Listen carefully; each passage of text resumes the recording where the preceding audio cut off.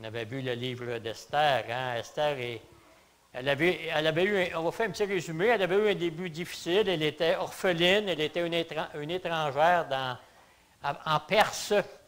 Elle était déportée, elle était juive, elle était d'une beauté rare, avec un cœur docile. Esther fut choisie pour être reine de l'Empire perse. Elle faisait partie du peuple de Dieu. Dieu a sauvé son peuple par son obéissance.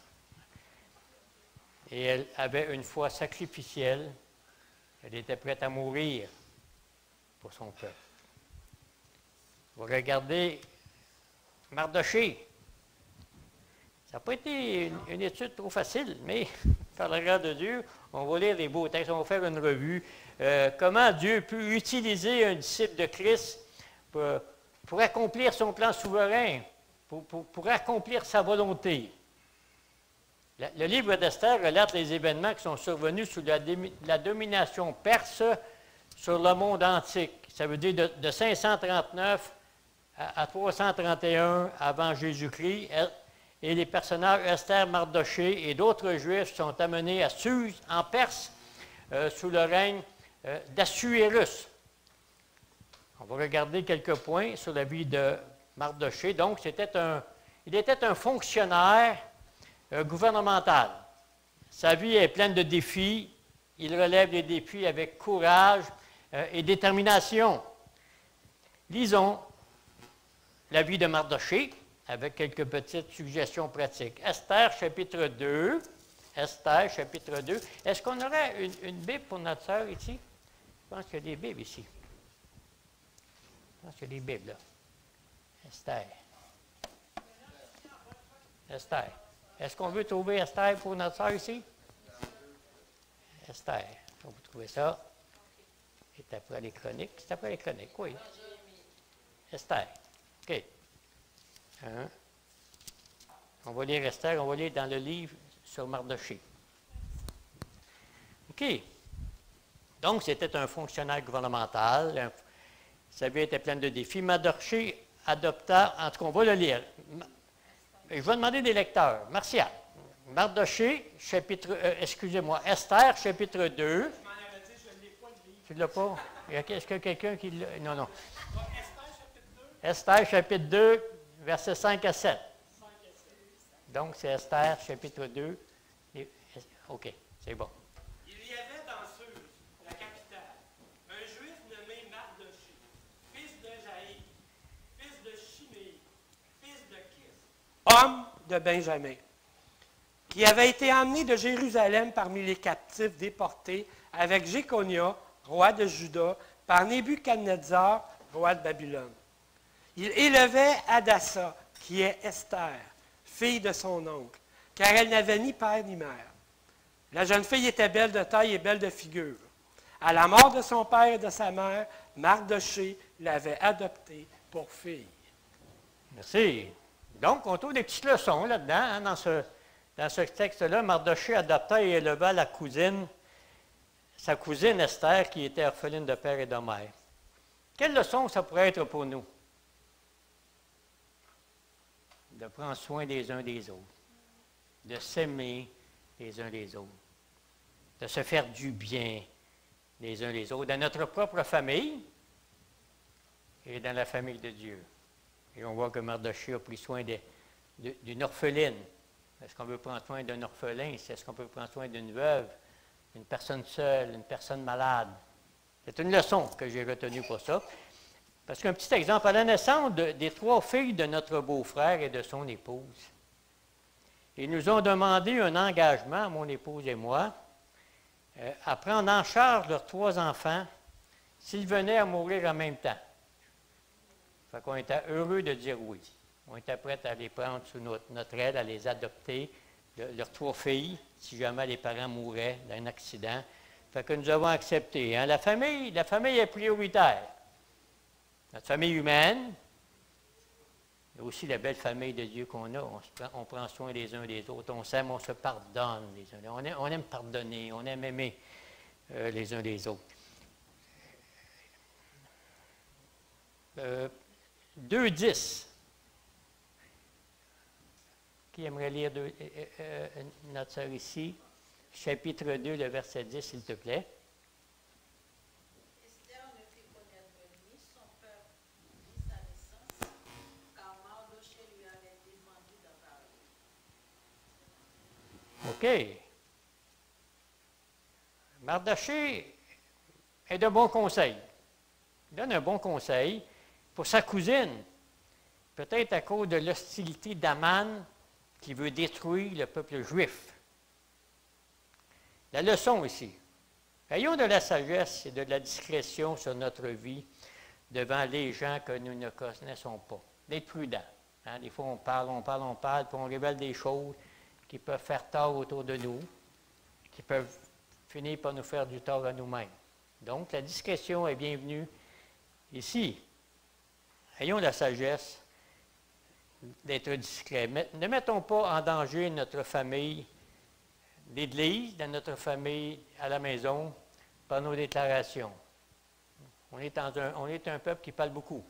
Ça parle, mais des fois, on fait des gaffes, on fait des erreurs, puis ça peut faire tort. 2.11, ce qui veut dire 2.11. Et chaque jour, Mardochée allait et venait devant la cour de la maison de Haman pour savoir comment se portait Esther et comment on la traitait. Avait le souci de veiller sur Esther. Il avait un œil attentif et vigilant pour voir si tout allait bien pour elle. C'est merveilleux d'avoir un souci, le souci des uns des autres. La vie chrétienne, c'est une vie tellement pratique d'appeler si quelqu'un ne va pas bien, de visiter quelqu'un qui est à l'hôpital, d'avoir le souci. Et plus on a le souci des uns des autres, plus on peut prier plus efficacement, parce qu'on connaît la personne. Et on voit ici, avons-nous dans notre famille d'Église, notre famille humaine, un regard, une attention, une protection pour le bien de notre famille? Est-ce qu'on est prêt à venir à leur défense? Pour le bien de nos frères et sœurs dans la foi? Toujours dans un esprit d'amour, un esprit de bonté, un esprit de compassion. Moi, chaque lundi matin, je prends le bottin et je vois, faudrait que j'appelle ça, faudrait que j'écrive une carte, faudrait que j'aille le visiter. On prend soin de notre famille. Un bottin puis une Bible. On est équipé pour faire du bien et d'avoir un souci pour les autres. La parole de Dieu dit dans 1 Corinthiens 12, ayez également soin les uns des autres. Ah, le pasteur Hugo va s'en occuper, il a le temps. C'est son travail. Ah, le pasteur va s'occuper de ça. C'est pas le pasteur. C'est nous. Ayez également soin les uns des autres. Pas juste les mêmes uns, pas juste les mêmes autres, mais les uns les autres. Dans 1 Corinthiens 12, 25, il nous dit que les membres aient également soin les uns les autres. Si un membre souffre, tous les membres souffrent avec lui. Si un membre de notre famille souffre, bien on souffre aussi, n'est-ce pas? Moi, je souffre pour des frères ici qui sont ici, bien, ils ne sont pas, mais je souffre pour des frères, honnêtement. Je souffre dans mon âme. Je souffre, il y a de la tristesse dans certaines situations que certains vivent ici. On ne le dit pas sur les toits, mais on prie, on visite, on écrit, on écoute, on donne des bons conseils bibliques et on accompagne. Si jamais un de vous aimerait parler, j'ai une bonne oreille pour écouter. Peut-être pas je ne suis pas un grand conseiller, c'est sûr, je ne suis pas un conseiller, mais au moins je peux donner quelques versets bibliques et prier. Déjà là, on a fait un pas, n'est-ce pas? Donc, si jamais vous avez besoin de prière ou quoi que ce soit, venez me voir, puis je prierai avec vous. Je ne donnerai pas des grands conseils théologiques, mais on regardera quelques versets, puis on priera, tout simplement.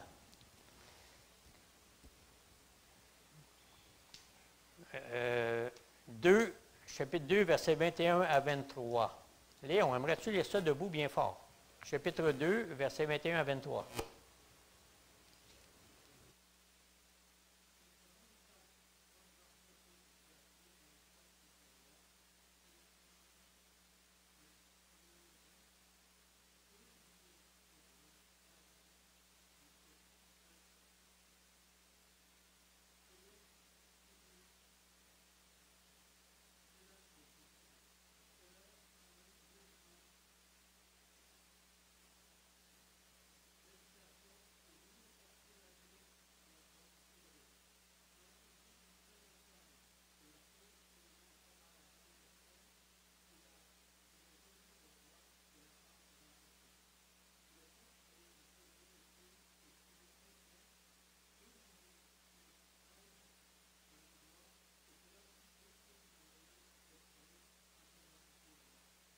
Merci, mon frère. Donnez-moi un mot ici. Un mot pour ce verset-là. Vous n'avez pas de mot? Loyauté. Moi, je vois, c'est un acte de loyauté de Mardochée. Il dénonce, dévoile un complot organisé en secret par 2 gardes royaux afin d'assassiner le roi. La leçon, Mardochée avait un grand respect pour l'autorité. L'autorité en place. Même en étant exilé de leur pays, il y avait une loyauté envers le gouvernement en place. Et je trouve ça important. Romains 13, 1 à 5 nous dit « Car il n'y a point d'autorité qui ne vienne de Dieu, et les autorités qui existent ont été instituées de Dieu. » Mardochée avait une soumission aux autorités civiles. Là, en captivité, il y avait un respect pour l'autorité. David avait un grand respect de l'autorité de Saül lorsqu'il était roi et que Saül le poursuivait pour le tuer. À 2 occasions, il aurait pu tuer le roi Saül. À 2 fois, il y avait une occasion de tuer son ennemi. Mais il ne voulait pas porter la main sur loin de Dieu. Parce que l'autorité du roi venait de Dieu. Le respect de nos autorités. 1 Timothée 2 nous dit de prier pour nos autorités afin de mener une vie paisible et tranquille, mais en restant fidèle à notre foi quand même. On ne fera pas de compromis avec nos gouvernements, mais on va rester fidèle à notre foi et de faire toutes choses sans compromis, mais d'être prêt à défendre la vérité. Mais on doit avoir quand même un respect, parce que l'autorité vient de Dieu. Qu'on l'appelle Idi Amin Dada ou Pol Pot ou Staline ou Hitler, c'est des autorités que Dieu met en place. Ce pas des bonnes autorités, mais on doit être soumis à l'autorité en autant que ma foi ne rentre pas en jeu, avec des compromis. Ayons une vie droite, ayons une vie juste, même dans la persécution ou la captivité, ayons un cœur droit envers les autorités en place. Jérémie 29, 7, puis il en donne un bon exemple. On sait que Jérémie était en captivité durant 70 ans. Et Jérémie 29, 7, il dit « Recherchez le bien de la ville où je vous ai mené en captivité. » Cherchez le bien de la ville. Soyez pas aigris, retirés, violents, agressifs. Cherchez le bien des concitoyens autour de vous et priez l'Éternel en sa faveur, parce que votre bonheur dépend du sien. C'est un beau verset. Priez l'Éternel en faveur de ce gouvernement, parce que votre bonheur dépend du sien. Si le peuple est heureux, vous allez être heureux aussi. Les exilés à Babylone devaient poursuivre leurs activités pour la nation idolâtre qui les a asservis. Jérémie leur demande d'intercéder auprès de l'Éternel en sa faveur, comme il dit, parce que leur propre bien-être était lié au sien. Chapitre 3, les versets 1 à 6, c'est une bonne voix. Catherine, la bonne voix, la voix de l'Église. Catherine, chapitre 3, versets 1 à 6, debout, s'il te plaît.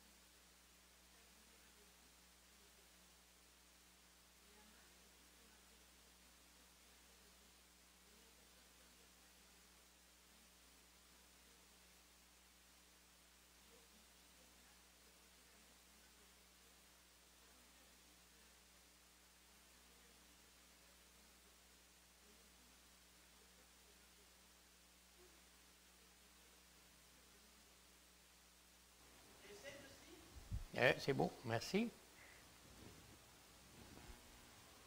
Qu'est-ce qu'il fait ici, Mardochée? Il ne fléchit pas le genou. Il ne s'agenouille pas et ne se prosterne pas devant un être humain. Dieu seul a droit à notre adoration. Dieu seul a droit qu'on puisse se prosterner à terre devant lui, devant sa sainteté, de l'honorer et à l'élever. Quel est le trait de caractère de Mardochée ici? C'est un homme? C'est un homme courageux. Un homme de conviction. Est-ce que vous êtes des gens de conviction? Est-ce que vous êtes des gens courageux face à la parole de Dieu et face à tout être humain qui nous entoure? On aime tout être humain de l'amour de Dieu. Mais on ne fiche pas les genoux. On l'a fait quand on était jeune devant les évêques. On se mettait à genoux à quatre pattes, puis on embrassait les bagues. Mais là, ça fait partie de l'histoire. Et la foi en Dieu, et lui seul doit être élevé, lui seul doit être adoré. C'est une leçon que j'ai retenue ici. Vous savez, faire ce qui est juste, ça ne nous rend pas populaires dans notre monde. Il nous placera souvent dans la minorité. Pourtant, il est plus important d'obéir à Dieu qu'aux hommes. Il vaut mieux, Pierre et Jean ont dit, il vaut mieux obéir à Dieu qu'aux hommes. Dans Acte 5. Qui n'a pas plié les genoux dans l'Ancien Testament? Qui? Ben oui, mon ami, Daniel. Les trois amis de Daniel se sont laissés guider par le même genre de conviction. On ne s'agenouille pas devant un homme. On peut serrer la main, une bonne accolade, c'est bon, mais on ne se met pas à genoux devant un autre homme, on le fait. Donc, une belle leçon que j'ai retenue cette semaine, Mardochée ne fléchit pas le genou. Ne laissons à personne, gouvernement, autorité civile, aucun être humain prendre la place du roi des rois. Aucun être humain ne doit prendre la place de notre papa céleste, c'est-à-dire, il est roi, c'est la première place. Il est Seigneur. Et c'est une belle détermination qui démontre le fruit de notre foi. Qu'on marche pour Dieu, on marche pour le roi des rois. Chapitre 5, excusez-moi, chapitre 3, on l'a lu 5 à 6, je pense. Aman, le second du roi Assuérus, veut éliminer tous les Juifs des provinces perses. Je crois qu'il y en a 127, je pense, cette province. Nous pouvons ici voir aussi la haine de Aman contre le peuple juif. C'était un danger réel pour tous les captifs qui étaient là à Suse. Et spécialement, la colère de Haman est dirigée contre Mardochée et ses valeurs, contre Mardochée et ses convictions religieuses, sa consécration à l'Éternel, sa fidélité à Dieu. Où va notre génuflexion? Où va notre adoration? Où va notre consécration? Bien, elle était à l'Éternel. La seule autorité qui est digne de respect et d'autorité. Chapitre 3, le verset 8 et 9 et 13. Qui aimerait lire cela? Chapitre 3, le verset 8, 9 et le verset 13. Oui, Gabi, tiens.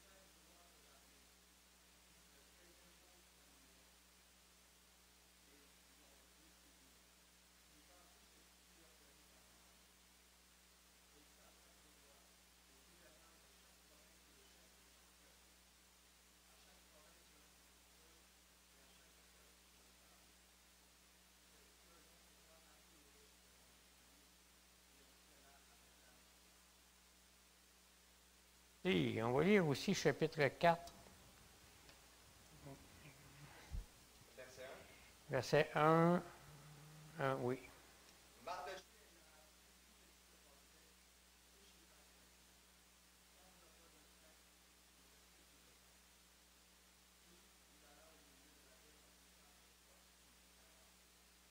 On peut aller versets 2 et 3 aussi.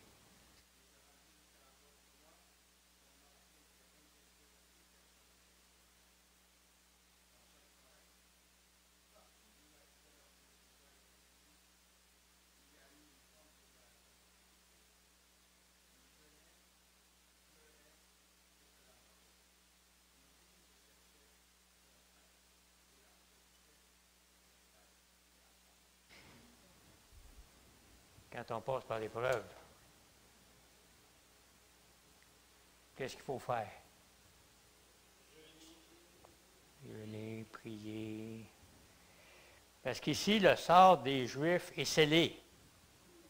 Le génocide est en place. À cette nouvelle, on voit ce qu'a fait Mardochée au chapitre 4, versets 1 à 3. Un signe extérieur de souffrance et d'humiliation. Une affliction extrême, un abattement devant ce qui se dessine à l'horizon. Jérémie a vécu cela aussi. Dans Jérémie 2, 6, 26, il nous dit « Fille de mon peuple, prends le deuil, verse des larmes amères, car le dévastateur, ici, Aman et ses hommes, vient sur nous à l'improviste, dit Daniel 9, 3. La leçon ici, dans l'épreuve, la menace de mort, l'extermination, la douleur extrême, l'abandon, le rejet. Quelle est notre arme? Bien, c'est de prier.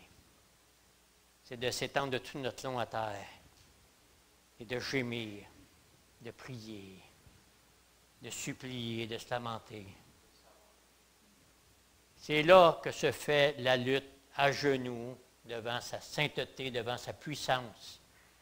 Elle ne se fait pas en prenant le téléphone et en racontant toutes sortes d'histoires qui nous arrivent, mais de se mettre à genoux. Et si on a besoin d'un coup de pouce, on fait un téléphone. Et souvent, les conseillers bibliques, c'est ça qu'ils disent. « Est-ce que tu en as parlé au Seigneur? » Non, non, non, non. Parce qu'à un moment donné, je passais des heures au téléphone à encourager des frères et des sœurs qui étaient dans la tristesse toute. Puis à un moment donné, le Seigneur dit, leur as-tu demandé s'ils ont prié avant? J'ai dit non, le Seigneur, il vient de me voir. Là, il dit, t'es pas Dieu. Ah, ça, je le sais. Les gens m'appelaient, puis à un moment donné, il dit, Seigneur, c'est pas bête, ça. Fait qu'il y a un frère qui m'appelait, mon frère, le patron à l'usine m'a dit, crié après. Oh, attends un peu, frère. Va en parler au Seigneur avant. Dis au Seigneur, là, ce que tu veux me dire. Puis après ça, appelle-moi. Bien, c'est merveilleux. Parce que les trois quarts, ils n'ont jamais rappelé. Puis il me disait, hey, le dimanche, puis hey, comment ça a été?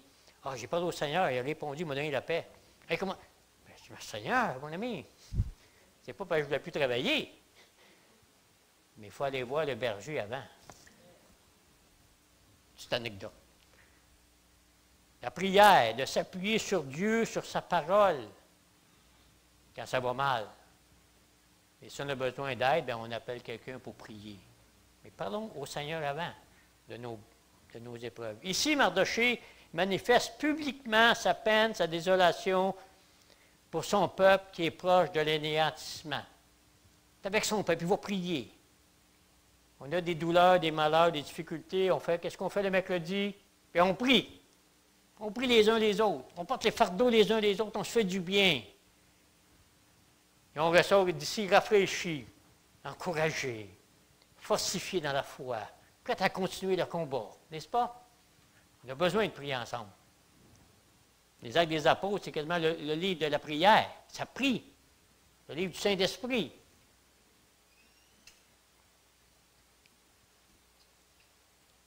Dans Esther, chapitre 4, le verset 4, on voit que Esther est mise au courant Et dans Esther, chapitre 4, versets 7 à 9, on voit que Mardoché raconte la situation à Esther. Ils sont liés ensemble dans ce grand danger qui les guette. Chapitre 4, verset 7. Et Mardoché lui raconta tout ce qui lui était arrivé et lui indiqua la somme d'argent qu'Aman avait promis de livrer au trésor. C'est un beau moineau. En retour du massacre des Juifs. Il lui donna aussi une copie de l'édit publié dans Suse en vue de leur destruction, afin qu'il le montrât à Esther. Et lui fit tout connaître. Et il ordonna qu'Esther se rendît chez le roi pour lui demander la grâce et d'implorer en faveur de son peuple. Attaque vint rapporter à Esther les paroles de Mardoché. Donc, Mardoché raconte ce qui se passe à la reine, à sa cousine. Ils sont liés. Versets 13 et 14 du chapitre 4. Mardoché fit répondre à Esther, « Ne t'imagine pas que tu échapperas seul d'entre tous les Juifs parce que tu es dans la maison du roi. Pense-toi pas à l'abri là dans le château. Car si tu te tais maintenant, le secours et la délivrance surgiront d'autre part pour les Juifs, et toi et la maison de ton père, vous périrez. Et qui sait si ce n'est pas pour un temps comme celui-ci que tu es parvenu à la royauté. Hein? C'est un petit peu le verset central. On pourrait faire une belle étude, Marcel pourrait faire une belle étude là-dessus, la souveraineté de Dieu. Il y avait Joseph, on se rappelle de Joseph aussi qui avait été en Égypte. Il avait été prisonnier. Qu'est-ce que je fais en Égypte? Mais c'était le but de donner de la nourriture à sa famille quand la famine est venue. Donc, le texte-là ici, c'est le secours et c'est la délivrance aussi. Que nous révèle Mardoché par cette affirmation? Que nous révèle Mardoché par cette affirmation? Mais moi, j'ai écrit une foi saine et sainte aussi, en la puissance souveraine de Dieu. Il le dit bien, c'est bien dit. Car tu te tais maintenant, le secours et la délivrance vont surgir d'autre part pour les Juifs, et toi et ta maison, vous périrez. Il s'appuyait sur Dieu, parce qu'on ne voit pas le nom, on ne voit aucunement le nom de Dieu dans ce livre-là. Ne cherchez pas. Le nom de Dieu, il n'est pas là. Mais on voit quand même dans ce récit la souveraineté de Dieu qui prend toujours le souci et soin de son peuple en captivité. Comme il a pris soin de son peuple en captivité durant 70 ans, il les a ramenés. Il le savait capable de protéger son peuple. Il s'en remet à son plan. Hein, vous périrez. Mardoché souligne à Esther que sa position de reine ne lui permettrait pas d'échapper à la mort. Que le risque était aussi réel pour elle que pour son peuple, qui était en captivité. Mardoché était convaincu que Dieu agirait à travers Esther en faveur de son peuple et en intercédant auprès du roi. La leçon ici, Mardoché ne reste pas les bras croisés devant cette situation tragique. Qu'est-ce qu'il fait? Il prie. Il se lamente. Il se lève. Il agit. On ne passe pas nos soirées à se lamenter et à prier. On fait un temps. Après ça, on se lève et on agit. On prend les moyens qu'il faut pour avancer, pour aller de l'avant, pour aider les uns les autres. Dans 4, 15 à 17, qui aimerait lire chapitre 4, versets 15 à 17? Martial, s'il te plaît. Esther envoya dire à Mardoché, « Va, rassemble tous les Juifs qui se trouvent à Suse, et jeûnez pour moi, sans manger ni boire pendant 3 jours, ni la nuit, ni le jour. Moi aussi je jeûnerai demain avec mes servantes, puis j'entrerai chez le roi, malgré la loi, et si je dois périr, je périrai. » Mardoché s'en alla et fit tout ce qu'Esther lui avait ordonné. Esther se montre prête à mourir pour ses compatriotes. Aucun égoïsme. Elle est prête à donner sa vie. Est-ce qu'on est prêt à donner notre vie les uns pour les autres, si jamais ça arrive? Si ça arrive, on va mourir pour les autres. Parce que Dieu va donner une grâce spéciale. Puis on va être content. On va mourir pour Michel. On va mourir pour chacun de vous. Prêt à donner notre vie. Parce qu'il y en a un qui a donné sa vie pour nous. Comment il s'appelle? Jésus a donné sa vie. Comment n'a pas donné ma vie pour Christ, sachant que j'ai la vie en lui, j'ai la vie éternelle. Donc, l'attitude d'Esther est quand même héroïque et puis est digne de louange. Je suis prêt à mourir. Dans mon palais, dans mon royaume où j'ai tout. Dans le chapitre 5, il est question de la démarche d'Esther auprès du roi. Esther, chapitre 6, verset 3. 6-3, je vais le lire. Et le roi dit, quelle marque de distinction et d'honneur Mardochée a-t-il reçu pour cela? Parce qu'il avait dévoilé le complot pour tuer le roi. Mais il n'y avait pas eu il n'y avait pas eu de cadeau. Et le roi, dans la nuit, a rêvé. Il dit, là, qu'est-ce que je fasse? Il n'a rien reçu, répondit ceux qui le suivaient. Alors le roi dit, qui est dans la cour? Aman était venu dans la cour extérieure de la maison du roi pour demander au roi de faire pendre Mardochée au bois qu'il avait préparé pour lui. Verset 7. Et Aman répondit au roi, pour un homme que le roi veut honorer, il faut prendre un vêtement royal dont le roi se couvre et le cheval que le roi monte et sur la tête duquel se pose une couronne royale. Remettre le vêtement et le cheval à l'un des principaux chefs du roi, puis revêtir l'homme que le roi veut honorer, le promener à cheval à travers la place de la ville et crier devant lui. C'est ainsi que l'on fait à l'homme que le roi veut honorer. Et là, Aman, il se pète les bretelles, il pense que c'est pour lui. Hein, mais c'est pas pour lui. Hein. Mardochée reçoit une marque de reconnaissance de la part du roi pour avoir dénoncé le complot qu'on a lu. La leçon ici, dans Philippiens 2,29, c'est honorer de tels hommes.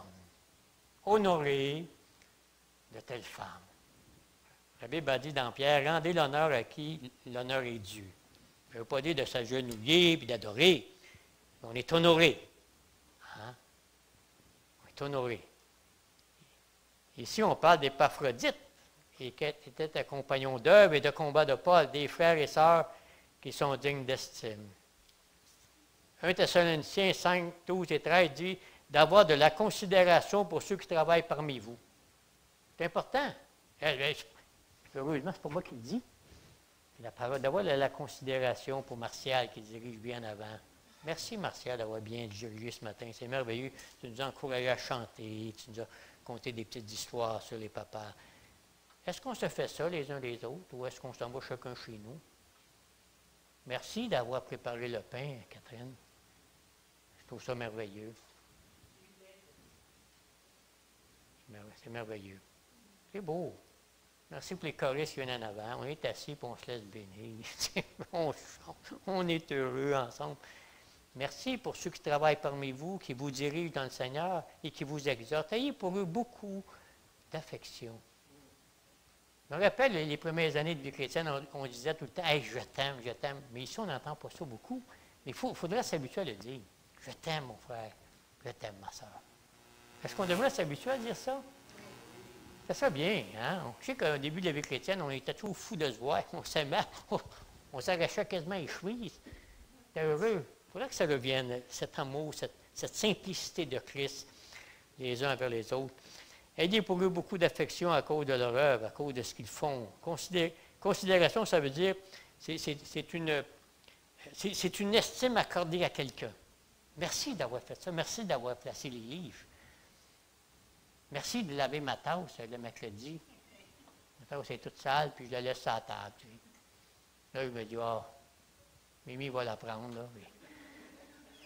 Et elle la prend tout le temps, elle la lave, elle se pique un instant. Mais c'est toutes des petites choses de même qui font qu'on grandit en Jésus-Christ. qu'on est content de venir à l'Église sans que quelqu'un me bougonne. On est heureux. On s'accueille, on se fait du bien. Quelle est l'œuvre des pasteurs? Bien, c'est de travailler intensément pour l'avancement de l'Évangile, de diriger le troupeau dans la justice et la droiture, d'avertir et instruire dans la vérité la parole de Dieu. On n'est pas parfait dans ça, mais on travaille avec vous, parce qu'on vous aime, puis on veut grandir ensemble. Avoir de l'affection pour notre pasteur Hugo, non en raison de son charisme personnel ou de son caractère, mais parce qu'il travaille particulièrement au service du berger. C'est lui notre patron. Hein? Au chapitre 8, versets 7 et 8, on arrive, 8, 7 et 8. Le roi Assuérus dit à la reine Esther et au juif Mardochée, « Voici, j'ai donné à Esther la maison d'Aman, et il a été pendu au bois pour avoir étendu la main contre les Juifs. Écrivez donc en faveur des Juifs comme il vous plaira au nom du roi, et scellez avec l'anneau du roi, car une lettre écrite au nom du roi, et scellez avec l'anneau du roi cet édit qui ne peut être révoqué. » Mardochée a fidèlement servi le roi pendant toutes les années qu'il était là. Il a supporté la haine et l'oppression d'Aman, qui était lui le second du roi. Il a risqué sa vie pour son peuple. La leçon. Quel est le prix que les héros de Dieu ont à payer? Oui. Puis un engagement durable, loyal envers Christ, envers l'Église. Une loyauté sans faille au service de Dieu et au service de l'Évangile. Au chapitre 9, on voit la victoire des Juifs sur l'oppression. Donc, on ne lira pas tout le chapitre 9. Donc, la leçon, en Christ, nous sommes plus que vainqueurs, parce qu'il accomplit son plan souverain dans ma vie. Ça ne fait pas trop mon affaire, mais je veux marcher dans son plan. Je veux marcher dans sa volonté. Je veux être dans l'histoire de Dieu, à travers les serviteurs et les servantes de l'Église. Lisez l'Ancien Testament cette semaine, cet été. Israël s'est défendu contre ses ennemis. Israël n'a jamais été assoiffé de sang ou de vengeance, mais seulement le désir de se défendre face à ceux qui lui veulent du mal, sans raison. Esther 9,16. Esther 9, 16. Les autres Juifs qui étaient dans la province du roi se rassemblèrent et défendirent leur vie. Ils se procurèrent du repos en se délivrant de leurs ennemis. Ils tuèrent 75 000 de ceux qui étaient hostiles, mais ils ne mirent pas la main au pillage. Ils étaient là pour se défendre. Le peuple juif est là pour se défendre. Si on l'attaque, et c'est triste, qu'est-ce qui se passe là-bas? Très triste. Esther 9, il nous reste quelques minutes. Et Esther 9, verset 17. Ces choses arrivèrent le 13e jour du mois d'Adar. Les Juifs se reposèrent le 14e et ils en firent un jour de festin, de joie. Ceux qui se trouvaient à Suse, s'étant rassemblés le 13e jour et le 14e jour, se reposèrent le 15e et en firent un jour de festin et de joie. C'est pourquoi les Juifs de la campagne qui habitent des villes sans murailles font du 14e jour du mois d'Adar un jour de joie, de festin et de fête, où l'on s'envoie des portions les uns les autres. Donc ici, c'est de la joie, le festin, ils sont libérés. Ils sont libérés, ils sont libres. Apprenons à louer et à être reconnaissants pour les délivrances que Dieu nous accorde dans nos vies. Il nous en accorde des délivrances, de sa protection. Louons-le pour sa riche provision, parce que la vie chrétienne, là, c'est une fête. Des fois, c'est difficile, c'est dur. Mais il n'en reste pas moins que la vie chrétienne, c'est une fête. C'est une joie. Moi, je suis assez heureux. En tout cas, vous me connaissez, là. Je suis assez heureux le matin. Merci, Seigneur. Peut-être que tu vas venir aujourd'hui. Je t'attends. Sinon, ça va être demain. C'est bon pareil. On est heureux. On est heureux dans la foi. On est heureux d'être sauvé. On est heureux d'aller au ciel. On ne peut pas trop avoir la baboune. Il y a des périodes de baboune, des fois, oui. Mais il ne faut pas que ça dure. Hein? Les promesses de Dieu sont là, sa parole de Dieu est là. Apprenons à le louer. Dans Esther 20 et 32, on voit qu'ils vont instituer la fête des Purim. Ça, c'est un jour de fête. Et normalement, les jours de fête juifs durent une journée. Mais celle-là dure 2 journées. On n'a pas le temps de lire. Vous lirez chapitre 9, verset 20 à 32. Purim vient du mot pur. C'est une fête qui est encore célébrée par le peuple juif aujourd'hui. Regardez verset 9, 28. Ces jours devaient être rappelés et célébrés de génération en génération dans chaque famille et dans chaque province, dans chaque ville. Et ces jours de Purim ne devaient jamais être abolis au milieu des Juifs, ni le souvenir s'en effacer parmi les descendants. Donc, cette fête des Purim est encore fêtée. Je crois que c'est à l'automne, je pense. Donc, la leçon ici, on a la joie de célébrer notre Dieu tous les jours de l'année pour ses nombreux bienfaits envers nous. C'est bon d'être reconnaissant. Merci d'avoir tenu la porte quand je suis sorti avec ma canne. Merci de m'accompagner avec mes sacs jusqu'à ma voiture. Hey, c'est-tu le fun? Est-ce que vous trouvez ça beau? Oui. De se remercier, d'être reconnaissant, puis peut-être de se faire dire, André, tu devrais être plus généreux, André, tu devrais être plus attentionné. Oui, merci. On va le prendre en note. Parce qu'il faut apprendre. Si personne ne me dit, je ne le saurai jamais. Mais si on me dit, André, là, ta prédication t'a fait un peu trop d'humour. Ah, OK, merci. Prends la note. On apprend. On est à l'école. OK, on va terminer. Ces lettres de Mardochée et d'Esther contenaient des paroles de paix, etc., dans les 127 promesses, d'encouragement, de compassion.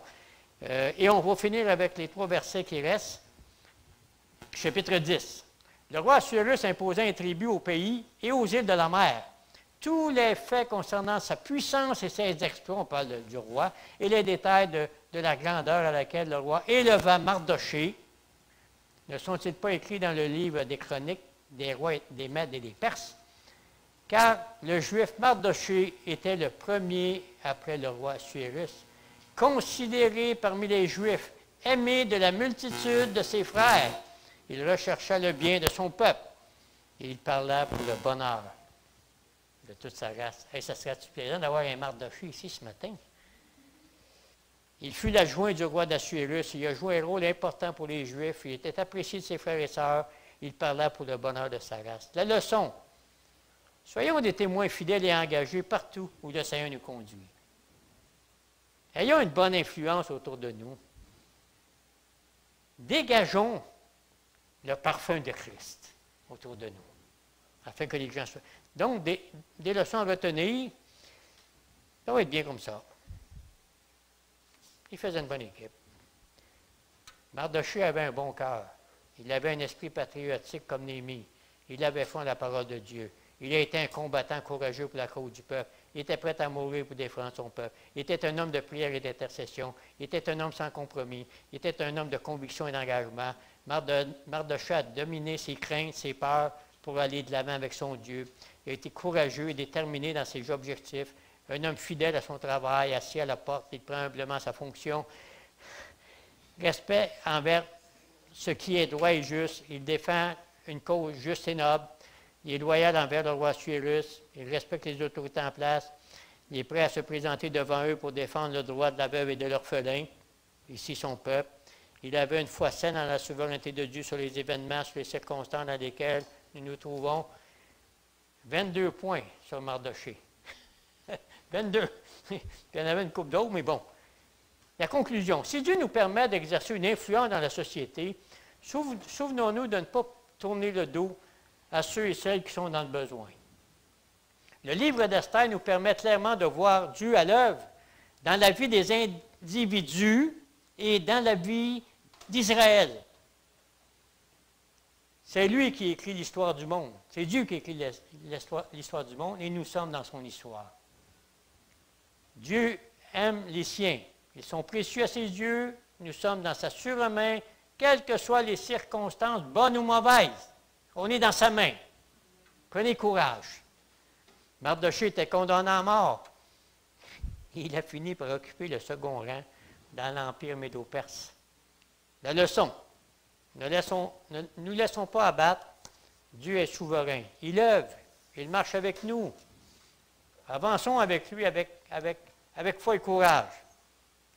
Que le Seigneur bénisse et sanctifie sa parole avec ce beau modèle de Mardochée ce matin. Amen. Amen. Amen.